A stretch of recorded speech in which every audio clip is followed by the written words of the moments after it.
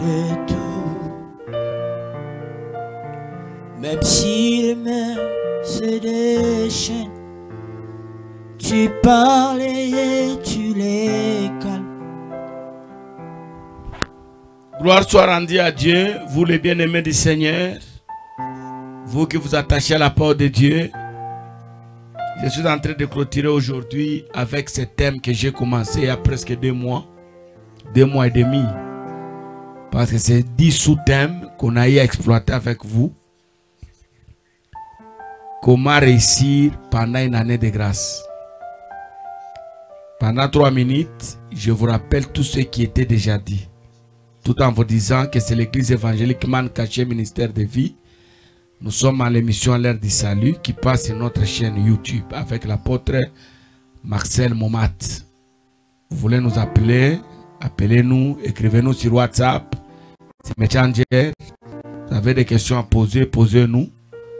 Vous avez des préoccupations, n'hésitez pas. Parlons ensemble afin que Dieu nous aide. Je répète, je rappelle quelque chose très rapidement parce que je suis en train de conclure ce thème aujourd'hui et puis il y a d'autres thèmes qui vont venir. L'année de grâce, c'est l'année du Seigneur. L'année de grâce n'est pas différente des autres années. Nous mangeons comme nous mangeons. Nous travaillons comme nous travaillons. À la seule différence, l'année de grâce, c'est Dieu qui l'a dénommée année de grâce. C'est comme dans un pays organisé, l'autorité peut dire, c'est la courtoisie routière. Ce n'est pas de nouvelles routes qui arrivent. Nous marchons, nous circulons dans les mêmes routes, mais pendant ce temps-là, nous sommes avec l'autorité. Si un agent routier vient t'arrêter, tu lui dis non, non, c'est l'autorité qui m'a dit de circuler ici sans être inquiété. Donc c'est comme tous les autres jours, mais pendant l'année de grâce, je jouis de la protection divine. Puisque c'est l'année du Seigneur, le diable va nous attaquer avec des couacs. Il y aura des hauts et des bas. Mais ce que je ne peux pas oublier dans ma tête, c'est que quel que soit ce qui va arriver, je suis avec le Seigneur. Je te fais raisonner pour que tu comprennes. C'est comme la marche d'Israël dans le désert. Israël dans le désert. Il n'a pas marché avec lui. Il n'a pas marché seul. Il a marché avec l'Éternel. Et quand vous lisez la parole, l'histoire des déserts, on vous dit que les habits qu'ils avaient, les souliers qu'ils avaient portés ne s'étaient jamais usés. Jamais. Pourquoi? Parce que c'est l'année proclamée par Dieu lui-même. Alors, pendant cette année où nous marchons avec Dieu, que dois-je faire moi pour que l'année de grâce soit seulement une année de réussite?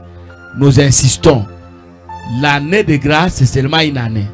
Donc c'est vraiment un temps chronométré dans le temps et dans l'espace. Une période chronométrée dans le temps et dans l'espace. La grâce là. Ça paraît une année courte. Mais, quel que soit le moins de temps de grâce, Dieu opère beaucoup de choses. Regardez les 3 ans de ministère de Jésus sur la terre. Il a réveillé les morts. Il a ouvert les yeux des aveugles. Il a redressé les paralytiques. Donc ce qui se fait pendant le temps de grâce est énorme. Énorme.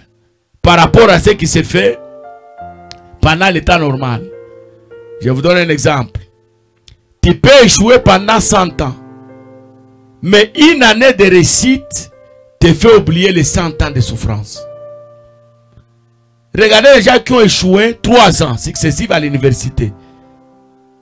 3 ans successifs au diplôme d'État. Il a échoué, il a échoué, il a échoué. Le jour qu'il a son diplôme, même si c'est avec 50%, il oublie toutes les peines.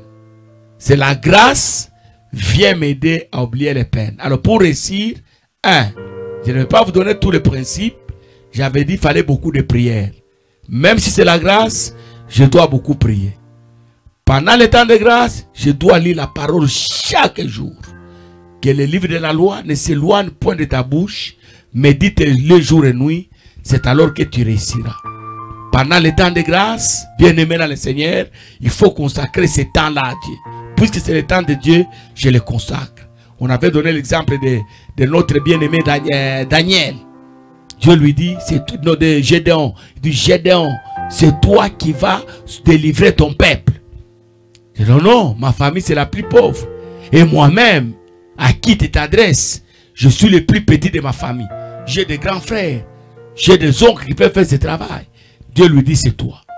Et Gédéon, comprenant que, ça c'est la grâce du Seigneur. Si c'est toi, attends-moi ici, je vais aller te chercher l'offrande. Pendant le temps de grâce, faites pour les autres ce que vous voulez que Dieu fasse pour vous. Toutes ces choses, nous les avions expliquées, nous les avions données. La Bible dit dans Matthieu 7, 12, ce que tu voudras que les gens fassent pour toi, fais-le pour eux. C'est ça la loi et les prophètes. Vous voulez être grand, rendez les autres grands. Vous voulez être béni, bénissez les autres. Vous voulez que les gens vous pardonnent, apprenez à pardonner les autres. Ce que vous voudriez là qu'on fasse pour vous, faites-le pour les autres pendant les temps de grâce. On a dit, il fallait se concentrer à la vision. Chaque année de grâce a une vision. Il faut se concentrer à la vision. On avait dit, il fallait respecter les directives. On a dit beaucoup, les expériences, les opportunités. Toutes ces choses-là, vous les connaissez. Maintenant, aujourd'hui, quels sont les éléments constitutifs d'une année de grâce? La réponse est dans la Bible. Luc chapitre 4, le verset 18. Je lis la parole. Je commence au verset 17, 18. Je lis la parole. On lui remit le livre du prophète Ésaïe. L'ayant déroulé, il trouva l'endroit où il était écrit. L'Esprit du Seigneur est sur moi parce qu'il m'a oint pour annoncer le premier élément constitutif de l'année de grâce, c'est la bonne nouvelle. La bonne nouvelle vient remplacer la mauvaise. Ok? La bonne nouvelle vient consoler, vient guérir. La bonne nouvelle pour un malade, c'est quoi? C'est lui annoncer sa prompte guérison. La bonne nouvelle pour celui qui souffre, c'est venir lui dire, lui annoncer la fin de sa souffrance. Et l'année de grâce, le premier élément, c'est la bonne nouvelle. Il faut s'en saisir. Quand on vous annonce une bonne nouvelle, saisissez ça. Ne discutez pas avec celui qui vous apporte la bonne nouvelle. Voici, ta femme sera enceinte. Que Dieu soit loué. Et Joseph reçoit la bonne nouvelle. Et Marie elle-même, qui sera enceinte? Mais depuis que je suis né, je n'ai pas connu d'homme. L'ombre du Tout-Puissant découvrira. Elle accepte. La bonne nouvelle vient enlever le chagrin dans nos cœurs. Et aujourd'hui, j'en profite pour te donner une bonne nouvelle. Ta situation ne va pas demeurer la même. Elle va changer. Le Dieu que je prêche t'annonce la bonne nouvelle. Voici des bonnes choses qui sont sur le point d'arriver. Ma famille d'hier va terminer parce que je viens de recevoir une bonne nouvelle qui a inondé mon cœur de joie. Deuxième élément constitutif de l'année de grâce, c'est guérir ceux qui ont le cœur brisé. Le monde que vous voyez ici est rempli de gens qui souffrent de maladies de cœur brisé. Les cœurs brisés, on ne les traite pas à l'hôpital. Il n'y a pas de médecin spécialiste dans ce domaine-là. Les cœurs brisés provoquent même d'autres maladies. Je vous donne quelques cas de cœurs brisés. Je suis pasteur dans le ministère. J'ai rencontré des sœurs qui ont été violées par leurs beaux-frères. Ça, c'est fréquent. C'est très fréquent. Dans beaucoup de maisons, ces choses-là arrivent. En l'insu de la grande sœur, les beaux-frères sa mise avec sa petite sœur. Ta petite souffre. Si tu ne me donnes pas ton corps, je ne vais pas payer tes études. Si tu ne me donnes pas ton corps, je vais te chercher chez moi. Elle accepte, mais elle souffre, elle a un cœur brisé. J'ai rencontré dans cette ville des filles qui ont été violées par leur papa, propre père. Son père biologique l'a violée. La maman a violé son garçon. J'ai rencontré même un garçon qui a mis au monde avec sa maman. Souffre, cœur brisé. Ces gens-là, il n'y a que Dieu qui peut les guérir. Tu as souffert avec ton mari quand il n'avait rien. C'est toi qui travaillais pour qu'il étudie. Aujourd'hui, il lui a donné une vie. Première décision, il te chasse. Il épouse une autre femme de son niveau. Il brise ton cœur. Ton mari est allé se prostituer dehors. Il a amené le sida à la maison. Tu souffres, le cœur est brisé. On t'a escroqué. On t'a arraché ta parcelle. Tu n'avais que ça. Tu as construit là-bas. Une autorité plus forte que toi est venue t'a déloger. Au nom de l'autorité charnelle. Tu souffres, le cœur brisé. Pendant l'année de grâce, c'est le travail que Jésus vient faire. Il vient guérir le cœur brisé. Que Dieu nous bénisse. Troisième élément constitutif pendant l'année de grâce. Le Seigneur vient proclamer aux captifs la délivrance. Beaucoup de gens sont liés. Il y a des gens qui ne dorment pas la nuit. Les maris de nuit, quand il monte au lit, il rêve son père qui vient coucher avec lui. Son pasteur qui vient coucher avec lui. Dans le monde spirituel, beaucoup de choses se passent. Je connais quelqu'un, il m'a dit, papa, ça fait 5 ans que je ne dors pas. Je peux somnoler la journée comme ça, mais si la nuit arrive, je monte au lit, le sommeil n'arrive pas. Il est dans la captivité. Il y a des gens qui sont liés dans la masturbation. J'ai rencontré même des pasteurs.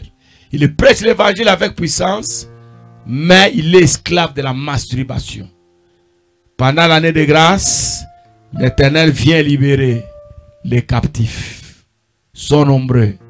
Les captifs de la sorcellerie, les captifs de la magie, les captifs des avortements, les captifs de certains péchés. Vous voulez abandonner, mais vous n'y arrivez pas. Hein, Paul dit, le bien que je vais faire, je ne le fais pas. Le mal que je déteste, c'est ce que je fais. Qui va me délivrer de ce corps? Bien-aimé dans le Seigneur, que Dieu soit loué. Pendant l'année de grâce, il y a un autre élément, c'est le recouvrement des yeux des aveugles. La délivrance, renvoyer libre les opprimés. D'abord les aveugles. Il y en a de trop. Le monde entier est rempli de gens aveugles. J'ai rencontré quelqu'un, je lui ai posé la question à 42 ans. Mon frère, tu n'es pas encore marié? Je n'ai pas encore vu la femme de ma vie. Aveugle. J'ai dit à l'église, nous cherchons le travail. Nous allons à la montagne. Nous dormons même là-bas que Dieu nous donne le travail. Parce qu'on ne sait pas voir là où il y a notre travail. Je demande l'argent. Je dis, donne-moi l'argent. Pas, je ne sais pas là où se trouve l'argent. Si je savais là où il y avait l'argent, je ne pouvais jamais demander ça à Dieu. Bien-aimés dans le Seigneur, libérez les captifs. Ils sont nombreux les captifs. Les captifs des hommes. Les hommes vous oppriment. Pour avoir le travail, il faut donner le sexe. Primez. Bien-aimés dans le Seigneur. Qu'est-ce qu'on ne fait pas? Pour te donner le travail, entre dans la magie. Celui qui doit te donner le travail te dit, entre d'abord dans la magie. Sois comme moi, occultiste, rose-chrétien, franc-maçon, pour que tu te donnes le travail. Alors pendant le temps de grâce, c'est le temps où Dieu vient libérer les opprimés, ouvrir les yeux des aveugles, délivrer les captifs, guérir les cœurs brisés, guérir les malades. Pendant ce temps-là. Voilà les éléments constitutifs d'une année de grâce. Je prie, toi qui as suivi cet enseignement, dès les premiers sous-thèmes jusqu'à aujourd'hui, que Dieu te fasse grâce dans ta vie. Tout ce que j'attends de toi, c'est un témoignage. Le jour que tu témoigneras, je serai le premier à glorifier le Seigneur. Que Dieu vous bénisse et à la prochaine avec un autre numéro.